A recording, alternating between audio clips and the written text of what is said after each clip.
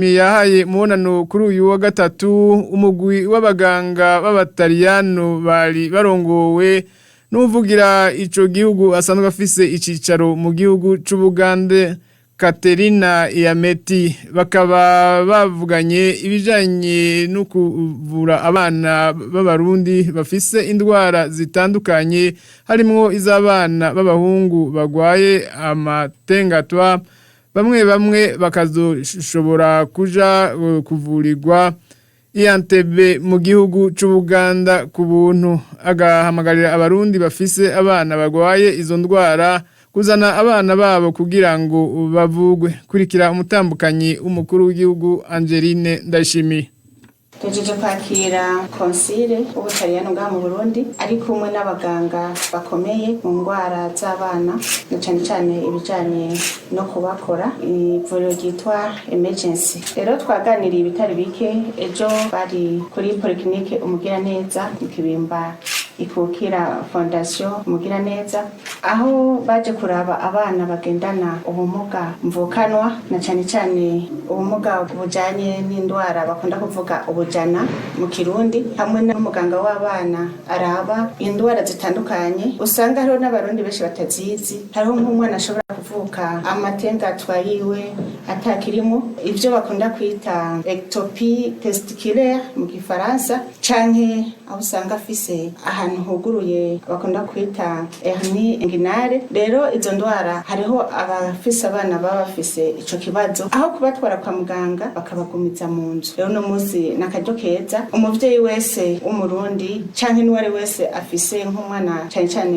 w'abahungu hariho indwara zikarera abana b'abahungu ntitumenye ko ari indwara ngasanga kandi yovugwa. Duhamagariye abavyeyi b'abarundikazi bafise abana b'abahungu kuza barumviriza ko amatengatwa yabo ameze neza. Uno musi rero nakaryo keza kugira ngo biture ivuriro umugira neza kandi bagene no kuri clinique Prince Richard niyo bari weko barabavura. Hanyuma batwemeye yuko nibamara kubona abafise izo ndwara bemeye ko bazobatwara kubavurira i Buganda aho basanzwe bakorera kubera tubatwara muri Sudan muraze ko umutekano ntibifashe neza none baravurirayo. Batubwiye ko kandi nta kintu bazodusaba abana i Buganda nta maviza bagenda n'amarese passe byose bazobamenya bazagiye kwivurizayo. Rero duhamagariye uwo wese afise ikibazo kijanye n'ivyo vyabazanye ahamagariwe kuvuza umwana. Mbere yuko nibamara gutwara abana b'abarundi ko tuzogenda kuraba abo bana aho bavurirwa nk'abana bacu cyangwa ni bafashwe. Rero baca batumira ko tumaze gushikayo tuzojinyaranira amasezerano akomeza ubumwe hagati ya fondation mugira neza hamwe n'iryo vuriro ryabo. Batwemereye ko bazotwigishiriza n'abaganga b'abarundi na cyane cyane gukarisha ubwenge mubanye no gukora kubera nitwoguma tuzera inze abana tumva ko dutegeza kubarungika hanze kandi natwe abarundi ari incabwenge kandi bafise n'ubumenyi bashobora no kubikora. Hanyuma hariho abibaza ko bashobora kubavurira abana mu ndwara zitandukanye bobo barafise igisata barosemwo ubuhinga cyane gose tumba uko tuvyifuza. Hakarero batubwiye ko hariho wazanye umwana ijisho rimeze nabi ariko sico cabazanye kandi n'abaganga bakomeye no mu kuvura indwara z'imitima. Ivyo byose muri kazoza twumvikanye ko bazoguma baza baraba abana hanyuma babonye ko bishoboka hari akuri clinique mugira neza bazohore babavuriraho muganaho nyine zova ku barundi. Abarundi twabifata nk'ivy'iwacu tukagenda tukiga ubwo bumenyi tukaza tukabukoresha ngaho iwacu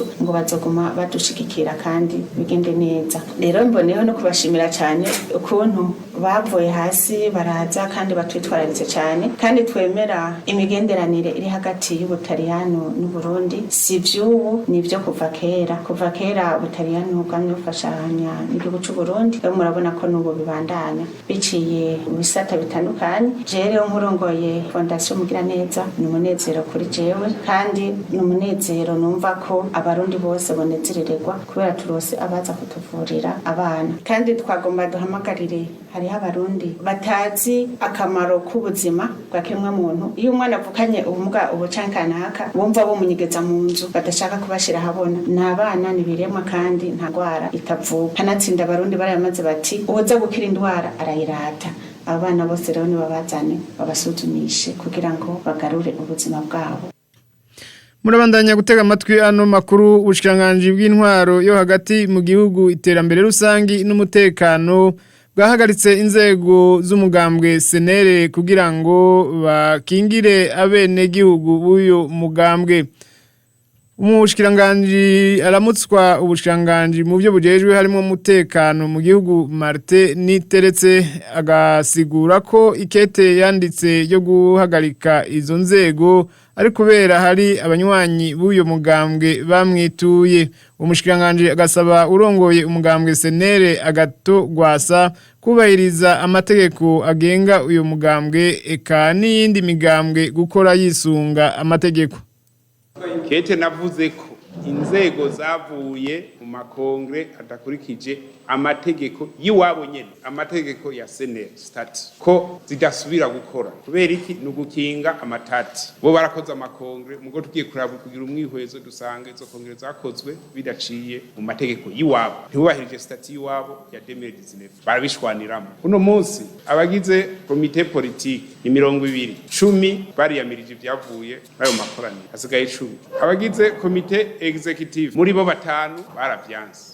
Turavye amategeko barayahoronyanze ko bati rero genda mubanze mwiyumvire murondere abasaje iwanyu mu mugambwe muhanurane murabe igisumbi kintu uko bigenda kose umugambwe senere umugambwe ufise amategeko ugenderako cambere ni stati rero ni nkaryo bwirizwa shingiro y'indani mu mugambwe. No muzi kavuga ati none umukuru w'umugambwe adashoboye kubahiriza ibwirizwa shingiro y'indani mu mugambwe azokubahiriza ibwirizwa shingiro ry'igihugu ko mugambwe ari ishira hamwe ry'abantu barondera ubutege icambere ukora ko ari kubahiriza ibwirizwa shingiro. Nabo nyene barabivuze mu matangazo ko jewe imbere yuko ingorane ziba namuhamagaye nabwiye ati burya arafise ikibazo indani mu mugambwe genda witunganye hari abantu bafise umwidogo no kunyandikira baranyandikiye genda ubumvirize mushire hamwe none batorana ko je ntarimo ministre ntiyarari twe twakira ibyo bashitse hanyuma tukavuga tuti ko umenga hariko hashaka kuba akajagari gashobora gutuma n'amaraso aseseka tukaba twabimenye nk'umushikiranganje jejwe umutekano bivuga nti imbere yuko umuntu aba umusenere cyangwa umunyamugambwe wundi wose abanza kumwene gihugu natwe dufise itegeko ryo gukengira bene gihugu bose atanumwe avuye tutera kambo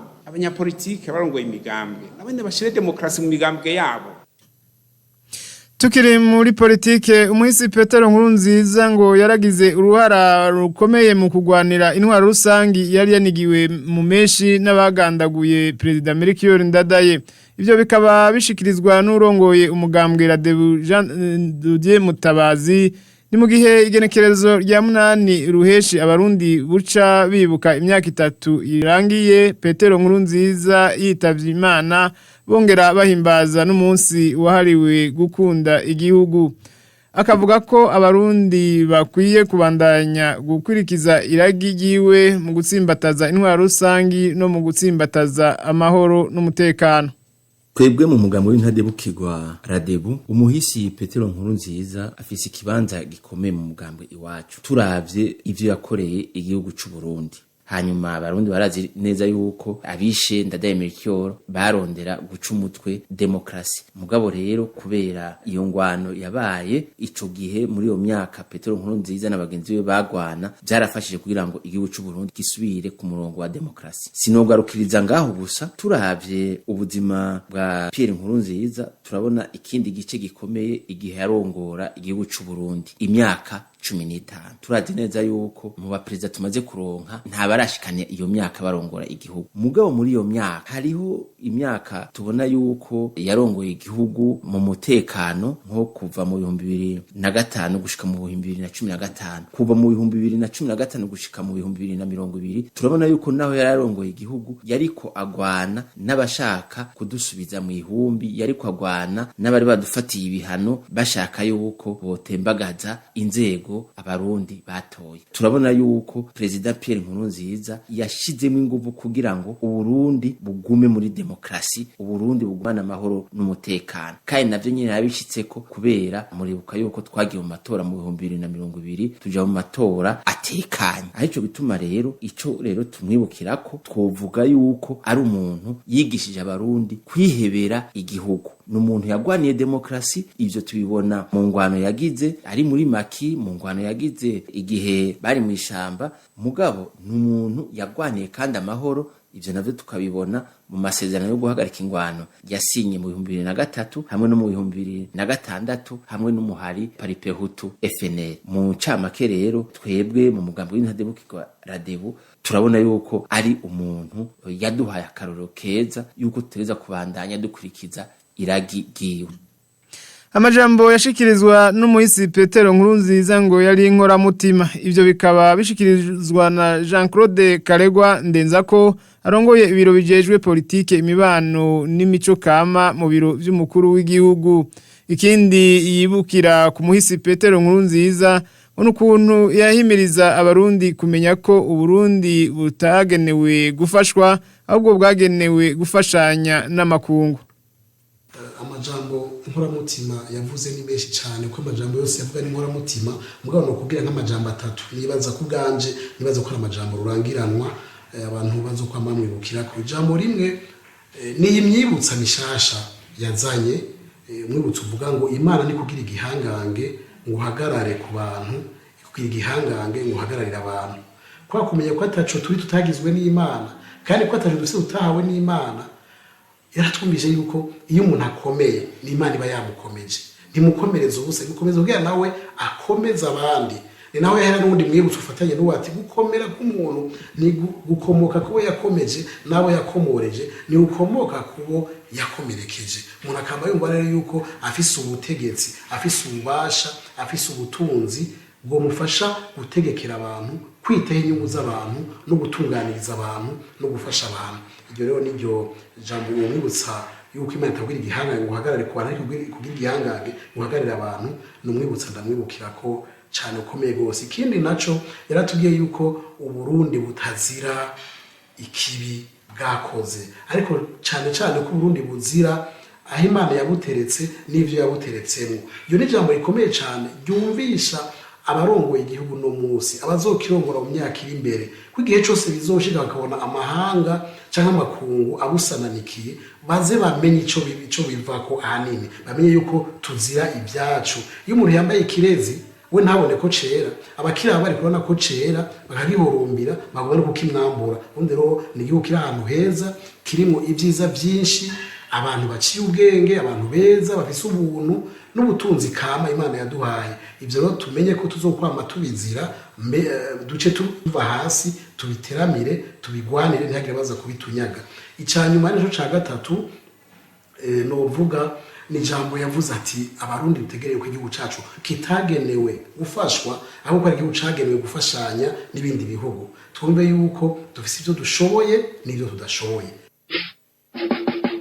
Umukozi wa leta wese ategereza kwerekana ico yakoze. Uwo mwaka nzokara ndababwiye kuva mu kwindwi bahora bavuga ngo ndakara nzokara abadashaka gukora batuviremwo twebwe twikorere twe dushaka gukora mugabe ibinebwe turavyasa bazokwanga kubikora basange nabikoze ko babaye ibinebwe ari je muca mubaza sivyo agira muja kubaza ngo directeur general ngo neva ntaca tumariye ibaze yacumuye je ndara ntaryamye nkora na wundi ari iryamiye ibereye mu kabare bagaca bavuga ngo ni neva ataca amaze nanje uwo muntu yankwegeye muzonyagiriza namwagira iki. Radio Nderagakura reka ano makuru tuyabandanirize mu gisata c'ubutunzi nkuko nabibabwiye mu ngingo nkuru ziyagize. Inoti z'ibihumbi 10 n'iz'ibihumbi 5 y'amafaranga y'amarundi yasowe ku wa 4 mukakaro umwaka wa 2018 zigiye guhagarikwa gukoreshwa kuva kuri uyu wa gatatu igenekerezo rya ndwi zuku hakazobandanya gukoreshwa inoti zakozwe ku wa ndwi munyonyo umwaka wa 2022. Ivyo bikaba biri mu itangazo ryasohowe n'urongoye ibanki nkuru y'igihugu BRB ku muhingamo wo kuri uyu wa gatatu Dieudonné Murengerantwari. Akavuga ko izo noti zihagaritswe zizobandanya gukoreshwa gushika ku igenekerezo rya 17 z'uku kwa gatandatu turimo. Ibanki ya Republika y'u Burundi ifashe ingingo zikurikira: inoti y'ibihumbi 10 y'amafaranga y'amarundi hamwe n'inoti y'ibihumbi 5 zakozwe ku igenekerezo rya 4 mukakaro umwaka wa 2018 zirahagaritswe gukoreshwa kuva kuri uyu wa gatatu igenekerezo rya ndwi Ruheshi umwaka wa 2023 harasohowe inoti nshasha y'ibihumbi 10 hamwe n'ibihumbi 5 zakozwe ku igenekerezo rya ndwi munyonyo umwaka wa 2022 zigatangwa gukoreshwa kuva igenekerezo rya ndwi ruheshi umwaka wa 2023 no kuvuga uno musi nyene. Haratanzwe ikiringo c'imisi 10 kizorangira ku igenekerezo rya 17 ruheshi umwaka wa 2023 kugira ngo abantu bose bafise izo noti zahahora z'ibihumbi 10 n'iz'ibihumbi 5 zakozwe ku igenekerezo rya 4 mu kakaro umwaka wa 2018 bazobe bazihinduje babicishije ku makonte yabo yuguruwe mu mabanki no mu mashirahamwe yo kuziganya no kuguranana. Abadafise amakonte mu mabanki no mu mashirahamwe yo kuziganya no kuguranana barasabwe kuyuguruza kugira ngo bazoshobore kubahiriza ico kiringo. Inoti z'ibihumbi 10 hamwe n'iz'ibihumbi 5 zakozwe ku igenekerezo rya 4 mu kakaro umwaka wa 2018 zizobandanya zikoreshwa gushika ico kiringo c'imisi 10 kirangira kuva ku igenekerezo rya 18 ruheshi umwaka wa 2023 izo noti zizoba zihagaritswe burundu gukoreshwa. Mukaja gukurikira mu buryo buramvuye ibiri muri iryo tangazo rya Berbe inyuma y'amakuru mu rurimi rw'igifaransa. Tuje mu gisata c'indero hariya mu ntara ya Mwaro aho imyiteguro ya ca kibazo ca leta gitanga uburenganzira bwo kuja muri kaminuza ngo iriko igenda neza muri iyo ntara y'inyigisho ya Mwaro. Ivyo bikaba bishikirizwa n'umuyobozi w'indero muri iyo ntara Barandagiye Omer akamenyesha ko muri iyo myiteguro bamaze gukora ikibazo c'ukwimenyereza ku rwego rwa komine bakaba bategekanya ikindi kibazo c'ukwimenyereza ku rwego rw'intara ku banyeshure bafise uburenganzira bwo gukora bakazoba baronse diplome canke certificate. Agasaba abavyeyi n'abigisha kuba hafi abana babo muri iyo myiteguro. Intonde z'ivyigwa zaramaze guhera bariko bakora ibibazo biheza umwaka kugira bashobore kumenya abanyeshuri bazoba barose certificate cyangwa diplome hanyuma hashobore gukorwa intonde tuzotanga mu bushikiranganje mu gisata kijejwe ibibazo z'abanyeshuri bazoba bafise uburenganzira bwo kuja gukora ico kibazo ca leta. Hariho n'ibibazo byo kwimenyereza byatanzwe ku rwego rwa komine natwe ku rwego rw'intara turiko turategura ikibazo cyo kwimenyereza kuri abanyeshuri bazoba bahejeje amashuri y'inyuma y'ishuri shingiro. Turategekanya yuko ico kibazo tuzokibaha guhera ku itariki 19 z'ukwa gatandatu gushika itariki 23. Impanuro twoha abanyeshuri bariko baritegura ikibazo ca leta kibaho uburenganzira bwo kwinjira mu makaminuza atandukanye nuko batota umwanya na mutonyi bobandanya basubiramwo ivyigwa kubigisha nabo no basaba yuko boba hagufi abanyeshuri abafasha mwisubiramwo ry'ivyigwa. Abavyeyi nabo twobaha impanuro yuko bana babo bariko bayitegurira ikibazo ca leta bakabakurikirana kugira barabe yuko atabindi bintu bibasamaza. Reka no makuru tuyasozere mu gisata c'inkino kuri uyu wa gatatu niho haba isozerwa ry'amahiganwa yariko arahuza ubushikiranganje butandukanye y'umwaka wa 2023. Ubushikiranganje bw'indero n'ubushakashatsi bukaba bwari bwashikanye mu nkino za nyuma imigwi yabwo bukaba bwatahukanye igikombe muri basketball butsinze umugwi w'ubushikiranganje bw'ikigega ca leta ku manota 41 kuri 35. Mu mupira w'amaboko volleyball nawo bukaba bwatsinzwe n'ubushikiranganje bwo kwivuna abansi no kwitaho abahoze ku rugamba amaseti 3 ku busa. Mu mupira w'amaguru naho butsindwa n'umugwi wa banki nkuru y'igihugu BRB kuri penalty 7 kuri 6 inyuma yo kunganya ubusa ku bundi. Imigwi ine ya mbere mu rukino rumwe ikaba yaronswa ubushimwe uhereye ku wabaye uwa mbere. Akaba ari nawe inshuti bakunzi duciye dusozera kwa no makuru tukaba tubakengurukiye mwege mwese mwafashe umwanya mukayatega abiri. Reka nkengurukire na Gerard nta karuta Imana afashije mu binga bw'ivyuma kugira ngo amajwi abashikire atankomanzi. Juvenal barenga amajije kuyabashikiriza nkabandabikebana ndayifuza kubandanya mu ijoro ryiza mubandanye ariko munezerezwa n'ibiganiro vya radio Nderagakura.